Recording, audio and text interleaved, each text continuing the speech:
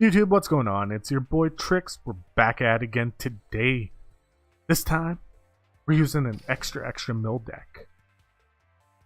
Now, I think that mill decks are going to become more popular as the other skills get rebalanced on the 24th. I think that it's going to jump up more on the tier list.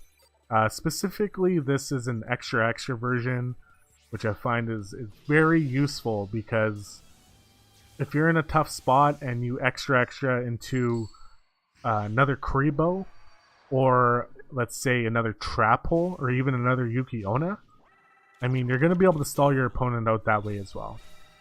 Now, I want to talk about replacements before I kind of do a commentary over the gameplay. If you don't have Yuki-Onna, Rainbow Life is another solid replacement, and the same goes for Trap Holes. Rainbow Life, you can put Rainbow Life in, 3 copies of it is optimal. If you don't have 3 Draining Shields, Enchanted Javelin or Rainbow Life will work as well. Now, I did have 2 copies of Lava Golem in this deck before, but it seemed like I wasn't using the second copy too often. And if we did use extra with drawing into a Lava Golem, we got 2 copies anyway.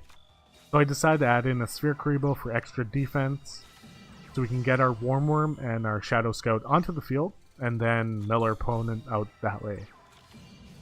I think when I do use this deck on the ladder again, I might add in another copy of Assault on GHQ, but I only had 1 in here. For this version, but I will try it with 2 copies, and maybe I'll take out a Massive Morph. But Massive Morph, again, that's just so your opponent can't dig into your life points too much. And same thing with Temple of the Mind's Eye, that's in here so we can pop extra multiple times in the duel and protect our life point. So as far as this replay goes, we're in a really good spot. He only has 4 cards left in the deck. Get out Glow Moss, and we're just going to keep milling him out. And he has no choice but to attack into us with Glow Moss as well. I decided to activate Assault on GHQ with the Glow Moss because you destroy it and you mill 2 cards off your opponent's deck. Because it was going to get destroyed anyway with his other Magnet Warrior. So, why not use Assault on GHQ and just end the duel when it comes back to his turn, because he has no cards to draw into anyway. We're going up against that Yami Yugi. This duel is not canon, because I don't ever remember Pegasus using extra on the show. I may be wrong. You guys can correct me on that, though. Alright, so we start off with Yuki-Onna again. Let's pray this time that we can pop its effect. It's going to get out the Temporal Magician so we can look at our back row. We do get to pop Yuki-Onna's effect this time. And we're going to set the hero Shadow Scout. Gets out another Temporal Magician, so he's very intent at looking at what we have in the back row. He's going to attack into us. We're going to pop its effect. Mythical Beast Cerberus. Goodbye one-shot wand though, thanks to Shadow Scout's effect. Pick up a Rainbow Life, we're going to use our Lava Golem. He's going to take 1000 damage. He summons a man with whatever his name is, so he's going to look at what else we have set in the back row. And we're going to use Draining Shield, of course. Pick up Temple of the Mind's Eye. Now that is a very good clutch pickup, because we have 5,000 life points, so even if he does summon another monster, he's only going to be able to hit us for 3k, and we can pop extra. This guy's very intent at looking at my back row, but he's still going to attack into me anyway. So let's pop extra. Pick up 2 Hero Shadow Scout. In a very good spot. He's going to look at it anyway. I don't know what his decision behind looking at it was and still attacking into it, but at this point he only has 1,000 life points left and he didn't get Lava Golem off the field, so I knew I had the duel won anyway. We're gonna activate our Rainbow Life, coming in clutch. And I decide to activate Rainbow Life again, even though I didn't have to, just to BM him. And he's going to get burned out by Lava Golem. So in that case, Lava Golem was a very good option. But even in that deck version that you're seeing Rainbow Life in, I still took out the second Lava Golem anyway. But I'll leave it up to you guys. Leave a comment down below if you used two, how well did it work out for you. If you didn't use any, what were the replacements? We're playing against another Yami Yugi. Seems to be like the popular choice. Maybe I should start using Yami Yugi as well. Maybe. He's using balance though. We got a full back row, so we're just gonna set all those cards. We have Glow Moss in hand. We're gonna take 500 life points, that's nothing. We pick up another Glow Moss.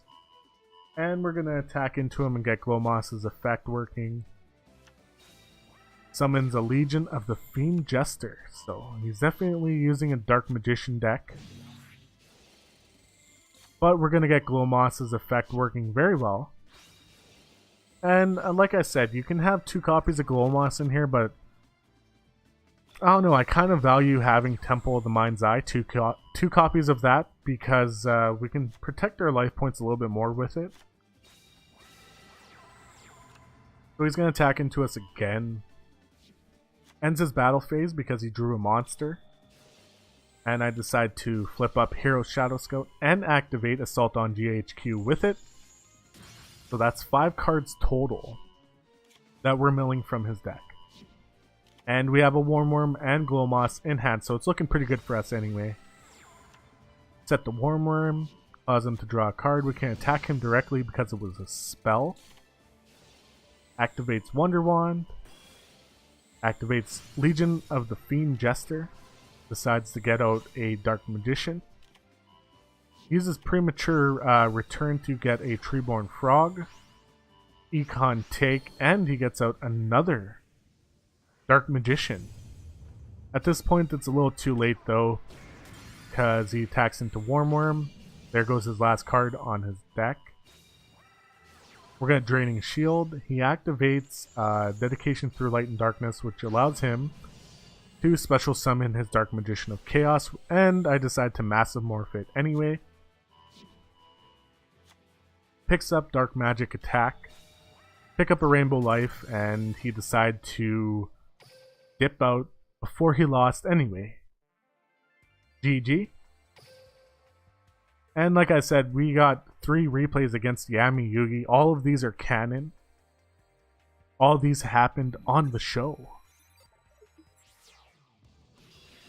I'm not too sure what he's playing with. I really don't remember. But we're going first anyway. That's a 30 card deck. Oh, it's going to take so long to finish this guy off, but we're going to try anyway. Activates Hero Shadow Scout. Goodbye Enemy Controller. Picks up a Metal Morph and Hallowed Life Barrier. Gets a token on Boxer. Now, we're just going to set a card in the back row. He's going to attack into us. Pick up a Floodgate. We have Sphere Karibo in hand. Which is actually going to come in clutch here because if I didn't have Sphere Karibo, it would have been over. We're going to pop extra. Warm Worm up. We're going to use Massive Morph on his Boxer. He gets out another monster. We're going to Floodgate that.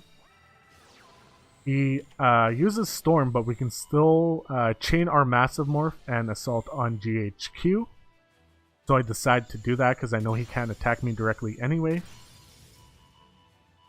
And then there we go. Warm Worm activates. And he decided to disconnect. And I ended up looking at his deck after, asserting, well, why did he give up? And his deck was nothing but level 4 monsters. So he couldn't tribute off. His field was clogged and he couldn't tribute off anything anyway, so that's why he decided to give up. Now last replay, it's going to be against the Phoenix deck, which is a tough matchup against mill decks. The reason being, especially this one, is because we rely heavily on our Floodgates, our Draining Shield, and so on and so forth. And Sacred Phoenix just completely takes out our back row. But we're going to set that Shadow Scout. Set the Massive Morph. Pick up another Shadow Scout. There's his Fire King Island. And he's going to start destroying our back row as soon as it pops onto the field. Decides to attack into my Shadow Scout. Goodbye, Anti-Magic Arrow. Picks up a Man-Eater Bug. Not like it matters anyway. Pick up Temple of the Mind's Eye. That was a misplay because I should have held on to it until after his Phoenix's effect popped. Because it's going to get destroyed anyway. So that was a misplay on my part. Keep that in mind if you run into the similar situation. Gets his Phoenix on the field. I chain Massive Morph. Both of them. So he can't attack me directly. Doesn't matter because Fire King Island pops anyway. So it is a tough matchup against Phoenix. I will say that. But you still can win against it. So he's going to attack into Glow Moss. Pop its effect. Destroys Glow Moss.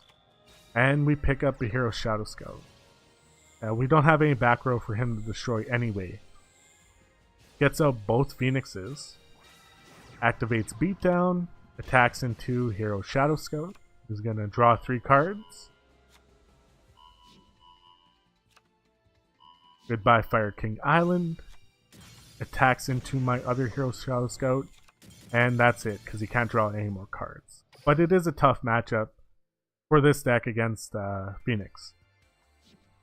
Alright guys, I hope you enjoyed the replays. If you're new to the channel, hit that subscribe button for more videos coming your way.